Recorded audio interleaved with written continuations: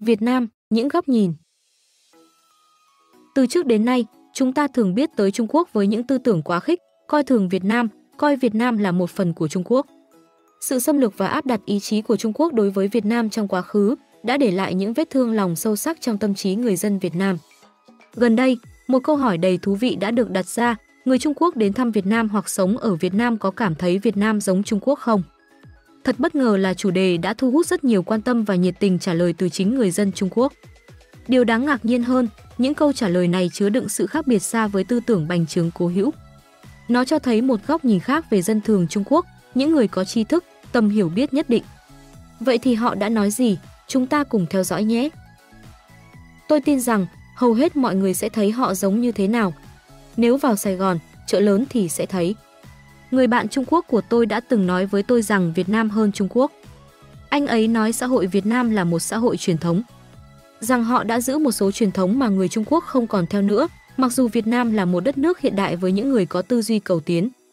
Anh ấy cũng nói rằng bọn trẻ cư xử tốt hơn và thể hiện sự tôn trọng hơn hầu hết trẻ em ở Trung Quốc. Vâng, tôi đã đến Việt Nam 4 năm trước. Địa điểm đẹp.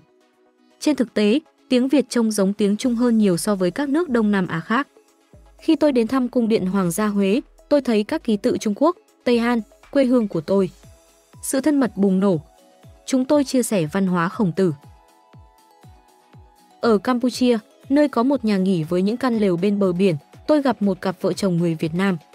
Chủ đề của chúng tôi từ Béc-ria đến ma, hiện tượng tâm linh và thờ cúng tổ tiên, trong khi một người Hà Lan chỉ theo dõi và phản ứng ô, thật lố bịch. Mối quan hệ văn hóa khiến tôi cảm thấy gần gũi. Vâng, tương tự. Nhưng tương tự như Trung Quốc trong những năm 1980 và 1990. So với Ấn Độ, Việt Nam và Trung Quốc có nhiều điểm tương đồng về văn hóa dân sự và chính trị. Con người đầy tham vọng. Họ muốn làm việc, muốn có cơ sở hạ tầng, các ngành công nghiệp và đầu tư. Nhưng phần cứng hiện tại họ có không đáp ứng được nhu cầu của họ. Tất cả đều giống với Trung Quốc trong giai đoạn đầu mở cửa và cải cách. Đây là lý do tại sao tôi nghĩ rằng hầu hết người Trung Quốc biết một chút về Việt Nam ngày nay đều tin rằng Việt Nam sẽ có tốc độ tăng trưởng cao và trở nên thịnh vượng hơn nhiều so với hiện nay. Tiềm năng của Việt Nam có thể còn hơn cả Ấn Độ. Bỏ qua những khác biệt về chính trị, tôi tin rằng mọi người muốn thấy những người Việt Nam làm việc chăm chỉ sẽ được khen thưởng. Dân số Việt Nam gần 100 triệu dân. Tôi nghĩ rằng chúng ta có thể khám phá đủ cơ hội kinh tế trong khu vực và chia sẻ lợi ích cuối cùng. Có nhiều việc tốt hơn để làm hơn là chiến đấu vì tranh chấp lãnh thổ. Có thể Việt Nam không thể là số 1 châu Á, nhưng top 5 thậm chí top 3 là có thể đạt được. Đôi khi tôi cảm thấy như đang sống ở một đất nước Việt Nam được coi là một tỉnh của Trung Quốc. Phải chăng Việt Nam chỉ là phiên bản nhỏ của Trung Quốc? Tôi là người Trung Quốc. Các bạn học người Việt của tôi cũng đã nói với tôi về vấn đề này. Tôi nói với cô ấy, bạn phải tự tin, bạn đến từ một quốc gia độc lập, chúng ta nói các ngôn ngữ khác nhau, điều này chứng tỏ rằng bạn không phải là một phần của Trung Quốc. Việt Nam từng là một phần của Trung Quốc, nhưng đó là một thời gian dài trước đây. Tôi nghĩ một lý do cho điều này là có thể người Việt Nam không biết nhiều về lịch sử của đất nước họ. Có phải lịch sử của Việt Nam chỉ đơn thuần là lịch sử thương mại và cạnh tranh với Trung Quốc? Tôi không phải là chuyên gia. Tôi không biết. Nhưng nó có thể có những cuộc nội chiến, những âm mưu riêng, những cuộc chiến riêng chống lại các quốc gia Đông Nam Á khác. Văn học, hội họa, kiến trúc của riêng Việt Nam. Điều quan trọng là chúng ta nhìn vào lịch sử vì quá khứ vinh quang của đất nước chúng ta. Không có lịch sử, chúng ta như bèo trong nước, không có nền tảng. Cũng không có gì phải xấu hổ khi tương đồng về văn hóa và kiến trúc với Trung Quốc. Rốt cuộc, Trung Quốc cổ đại là quốc gia hùng mạnh nhất ở châu Á. Cả Hàn Quốc và Nhật Bản từ lâu đã chịu ảnh hưởng của Trung Quốc. Việt Nam gần phía nam của Trung Quốc, vì vậy không có gì ngạc nhiên khi tìm hiểu về văn hóa Trung Quốc cổ đại.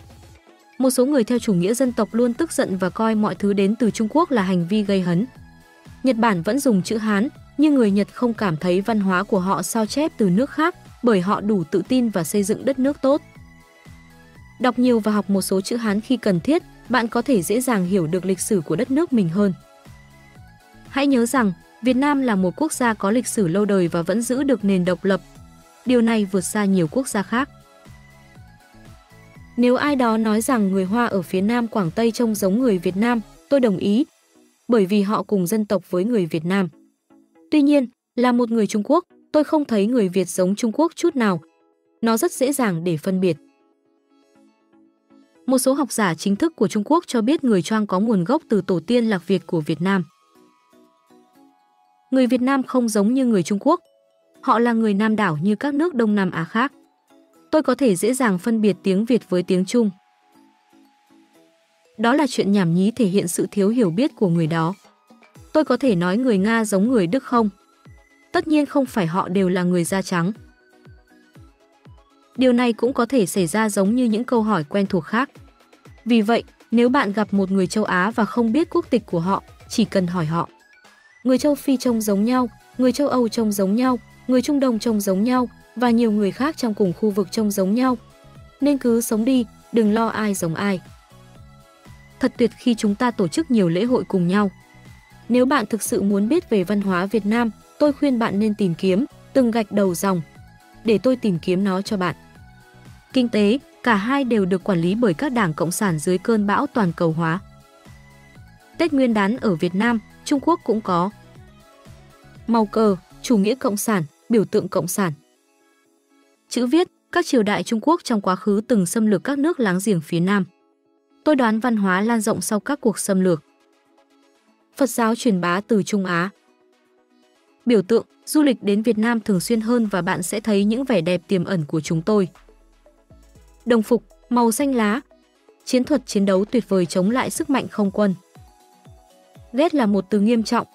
Tôi thậm chí không ghét bạn gái cũ của mình, tại sao tôi lại ghét tiếng Trung Quốc?